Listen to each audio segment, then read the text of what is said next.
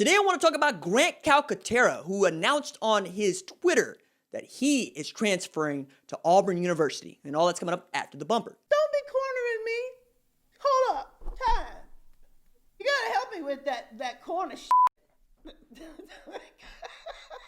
What's up, kinfolk? It's RJ Young. I am not on a step mill. Consider hitting the like and subscribe button because I upload a video every single day. It's always college football related, sports related. We have a good time. Today, I want to talk about Grant Calcaterra. I want to also remind you that we did the RJ Young Show live podcast at 3 o'clock this afternoon. This is Wednesday. We do it on Mondays and Wednesdays.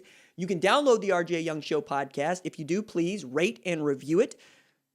I also do podcast-only type stuff from time to time, working on a bit about the Queen's Gambit that I think is going to be worth your time if you're into chess or if you're into the TV show. Now let's talk about the show, which is Grant Calcaterra's decision to transfer to Auburn University. Start with the landscape here, which is that Auburn is going to get a tight end. Yes, a tight end going to Auburn.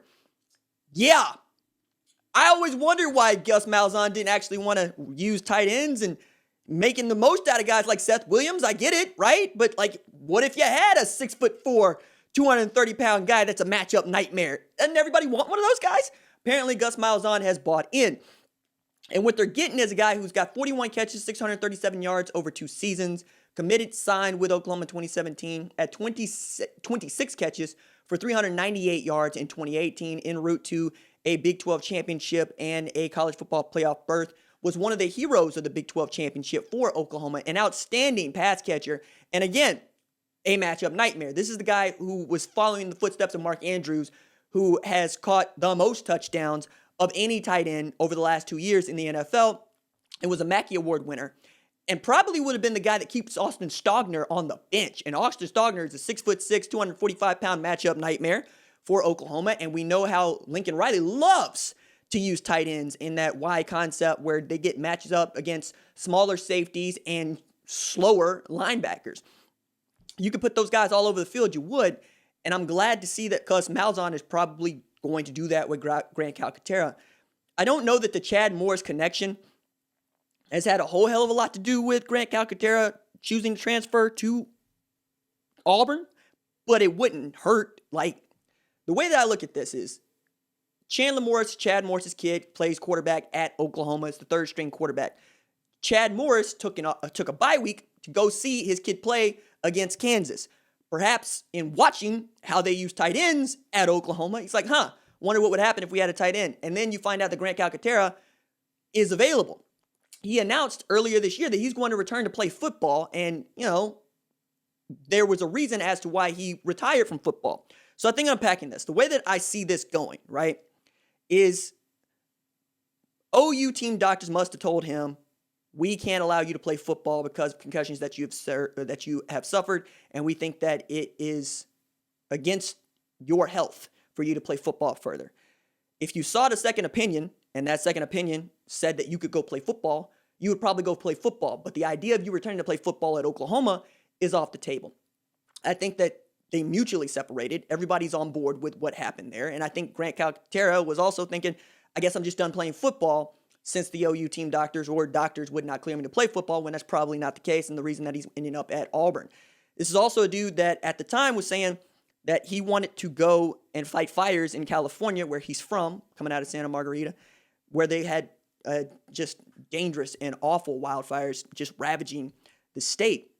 And that was cool, right? That's a very cool thing. I think Ja'Cory Harris actually is at Miami and is a firefighter right now after being quarterback at Miami and having a cup of coffee in the NFL, and I think the CFL too. But what are you getting if you are Auburn in a Grant Calcaterra? All the things that I mentioned, plus a really cool team guy, right? Calcaterra was beloved by his teammates. He's running out of the tunnel, leading them with his leather jacket on, wearing jeans when he couldn't play. He is one of those dudes that we all thought was going to be a fringe second, maybe even first round pick, depending on how he was used in the offense. Because while there aren't a whole lot of NFL franchises that want to draft tight ends in the first round, he has the make and build of a guy that you would definitely want to see in that Jimmy Graham place in your offense, that Travis Kelce place in your offense. I don't understand why the NFL undervalues tight ends in the way that they do, because when you get Jared Cook, when you get Travis Kelce, when you get Mark Andrews, when you get these tight ends that are legitimately awesome, they change the way your offense works, like Eric Ebron for Pittsburgh. I mean, I look all across the NFL, and even going back in history, like Antonio Gates, Tony Gonzalez, the guys that are enormous pass catchers and are nimble and can fly are not a dime a dozen, right? Those dudes are unique. And if Malzahn and his go-go gadget offense can find a way to get the most out of Grant Calcaterra, I think that makes them better in 2021. I think the other thing that they're going to have to actually take into account is whether or not Bo Nix is the guy. Because I don't see Bo Nix being able to distribute the football the way that I would like my quarterback at Auburn to be able to distribute the football. Now, they got Demetrius Davis coming in.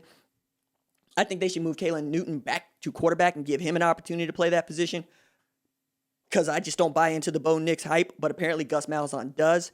And if he is trying to make Bo Nix into something like a Heisman winner, then you're probably going to need to add more weapons for him to get the ball to in, well, cool situations. Because, like, Grant Calcaterra is also one of those guys that I could see taking advantage of this trend of the jet sweep handoff, like the fake handoff to the tailback that's just the end around to the tight end, because he's got that kind of speed and he's got that kind of nimble quality. He's also got tremendous hands, so you can use him in a lot of ways in which I don't think that you would perhaps use other tight ends, guys that might block more than they catch the ball. And, you know, like for the odd throwback, he's got a good enough arm for that stuff. I think he's an athlete you can move around. I think you can also put him on the numbers and put him out there at wide receiver too, if that's what you're going to do. I see all sorts of ways for which Grant Calcaterra can help an Auburn football team that is struggling in a year in which Gus Malzahn is going to have to win. This has not been their year. It ain't been as bad as it's been at LSU, but that's another story altogether. Very excited to hear that Grant Calcaterra is going to give himself an opportunity to go seize his dream one more time. I wish him the best of health. I want him to be okay, because like the way I look at it, Charlie Brewer's playing quarterback at Baylor after, you know, being something like 5 concussions deep. I don't see why Grant Calcaterra can't do it. All right, that is it for me. Deuces.